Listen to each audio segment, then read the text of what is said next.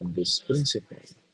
The unit of capacitance is represented by big letter F or farad that was named after Michael Faraday. A capacitor is a passive element designed to store energy in its electric field. Besides resistors, capacitors are the most common electrical components.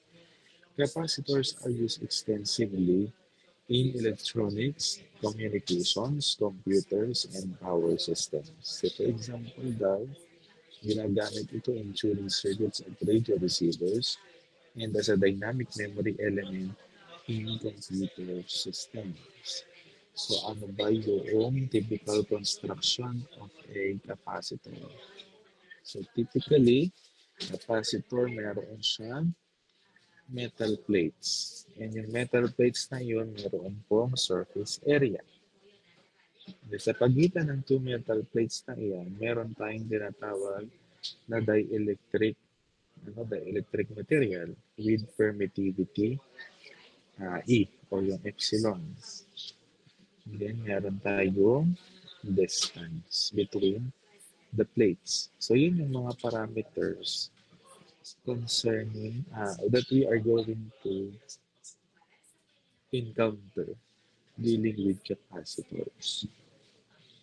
A capacitor consists of two conducting plates separated by an insulator called dielectric.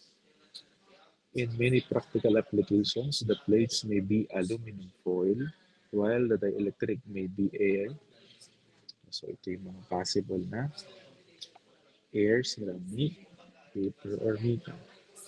So makikita niyo itong dalawang plates na iyan. Dito kasi sa pagitan, hindi ko makita ang white. Dito sa pagitan na yan, may palaman dyan. No, yung nagsiseparate sa dalawang yan ay yung ating dielectric material. So doon po nakabase yung ating uh, permittivity. No, based on the material use. Can be air, ceramic, paper, or metal. When a voltage source is connected to the capacitor, the source deposits a positive charge on one plate and a negative charge on the other. The capacitor is said to store the electric charge. The amount of charge stored, represented by Q, is directly proportional to the applied voltage. So, makikita nyo, kaya meron tayong relationship that Q or charge Q is directly proportional to the voltage. Kaya yung ating formula Q is equal to CV, where C is the constant of proportionality known as the capacitance. Again, unit of capacitance is in farad. Now, so yung ating charge Q is measured in what?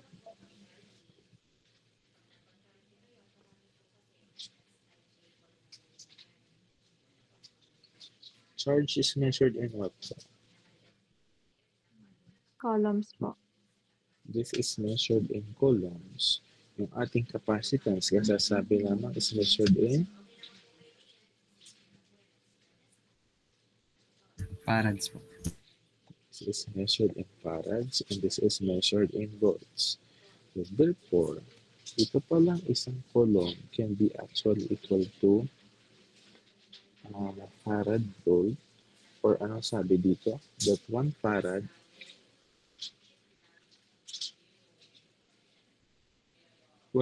is equal to 1 coulomb per volt. So pwede kong sabihin, if you're going to solve for the value of capacitance, that is just Q over V. Nakuha po.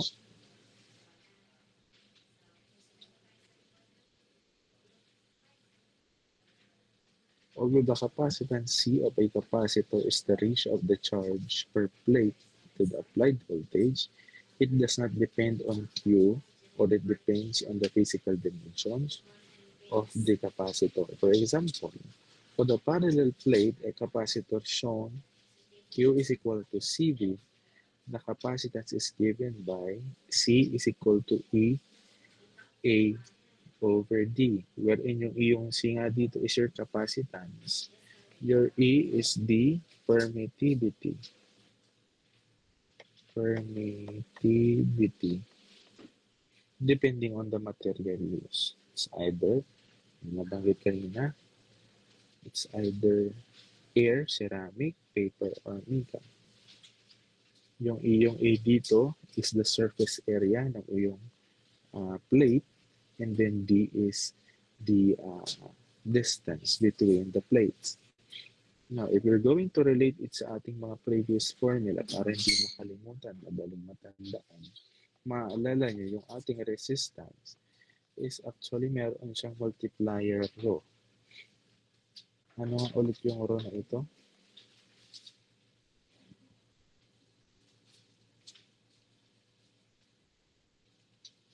What this rho represents?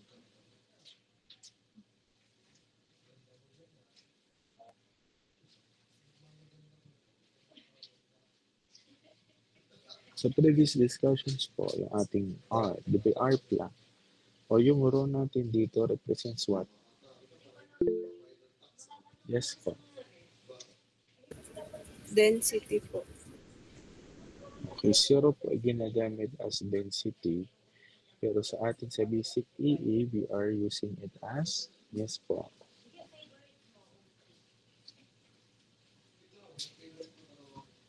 Resistivity po. Resistivity po. So this is our resistivity.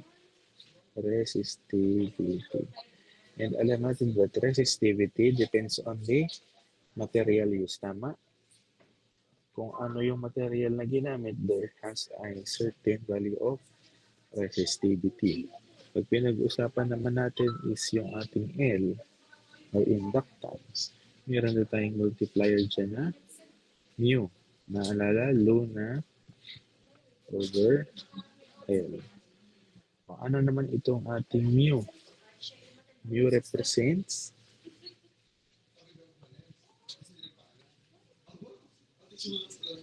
yes po.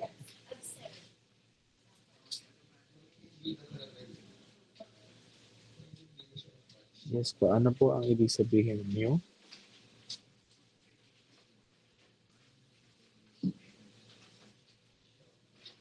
Ay, sorry po. Di ko po pala nababa. Permeability po. This is your permeability. And yung permeability natin also depends on the material used. Tama? So, dito sa atin, sa capacitance, meron na tayong multiplier epsilon.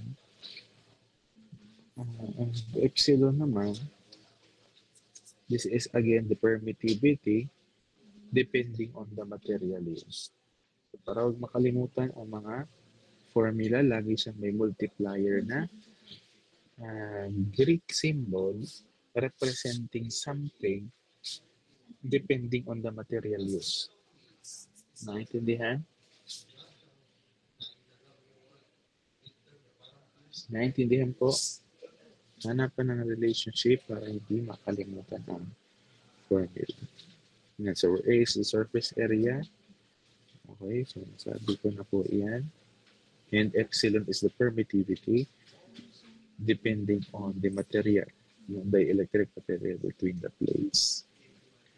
Now, in general, there are three factors to determine the value of a capacitance.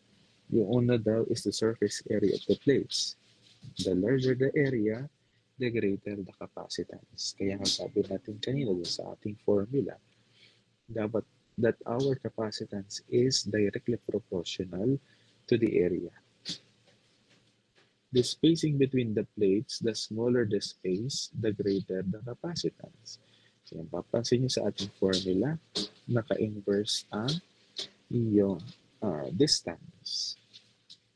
And then the permittivity of the material, the higher the permittivity, the greater the capacitance. So from these concepts, you can derive the formula for capacitance. C is equal to epsilon A over D. Capacitor is being charged. Therefore, it can be discharged. Figure shows common types of fixed value capacitors. So yung una daw is polyester capacitor. They are light in weight, stable, and their change with temperature is predictable. Instead of polyester, other dielectric materials such as mica and polystyrene may be used. Film capacitors are rolled and housed in metal or plastic films. Electrolytic capacitors produce very high capacitance. So, ganito po ang itsura niya. So, alin dito ang kalimitan yung nakikita? Kalimitan itong polyester capacitor. Itong electrolytic, ito naman ay for high applications. Yung C ang madalas yung nakikita. Pagkamang high capacitance ang ating ina-apply. To obtain the current voltage relationship of the capacitor, we take the derivative of both sides of Q is equal to CV. Kaya nagkaroon tayo ng equation that I is equal to C dV over dt. Kasi bakit ano ba yung ating Q? Diba Q natin is what?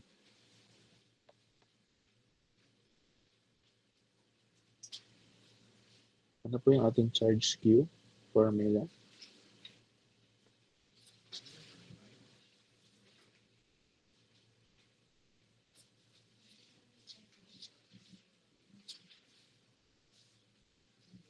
Formula po natin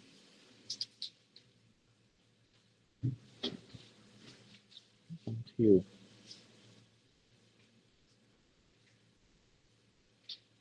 So, nalimutan na.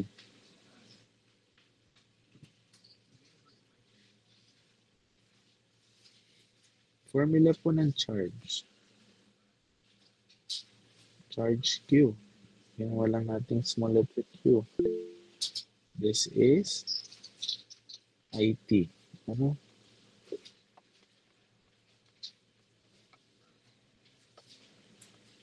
Now, if you differentiate daw yung Q,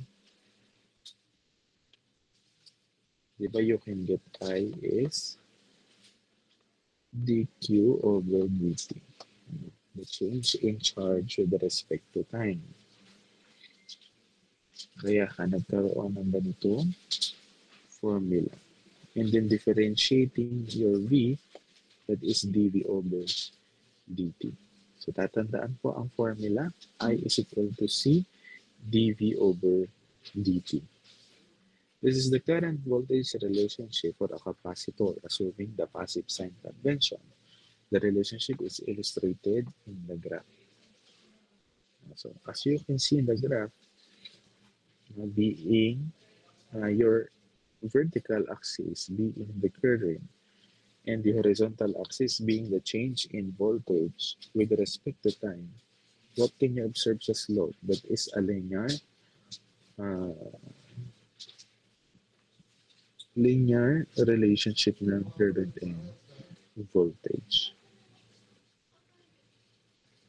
Capacitors that satisfy I is equal to C dQ over dt are said to be linear. For a nonlinear capacitor, the plot of the current voltage relationship obviously would be not a straight line.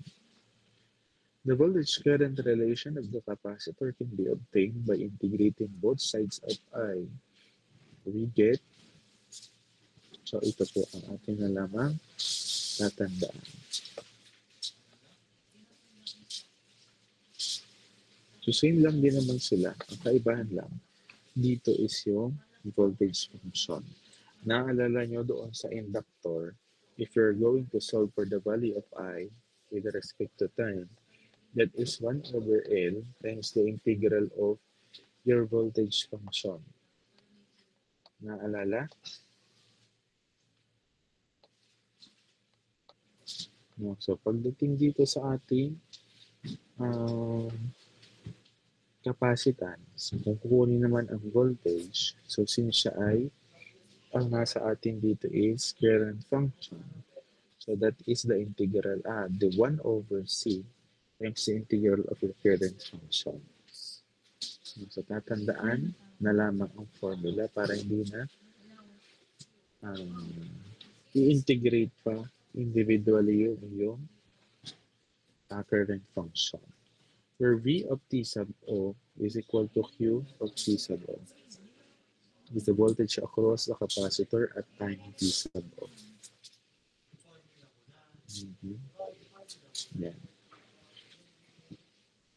Now, when we talk about capacitors, the instantaneous power delivered naman in a capacitor. So, same principle pa din that P power P is equal to VI. However, meron na tayong inclusion ng formula natin ng I is C dV over dt. Ang naalala, then substituting it, we have the value na CV dV over dt. The energy stored in the capacitor is therefore, so dito same din naman, yung energy stored is the integral of the power function with respect to time. Mapansin nyo, pinakita lang ang integrate ang ND that the energy stored is just equal to 1/2 CV squared.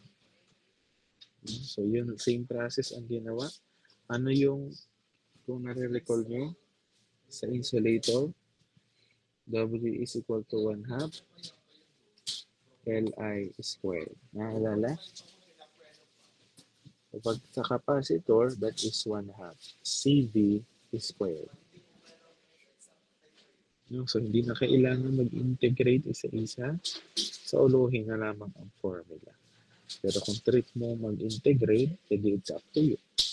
You get the power function with respect to time, then you integrate it from negative infinity to t.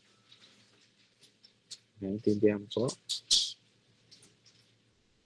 So, para hindi hassle, sa uluhin ang formula. Energy stored in an inductor, 1/2 Li squared.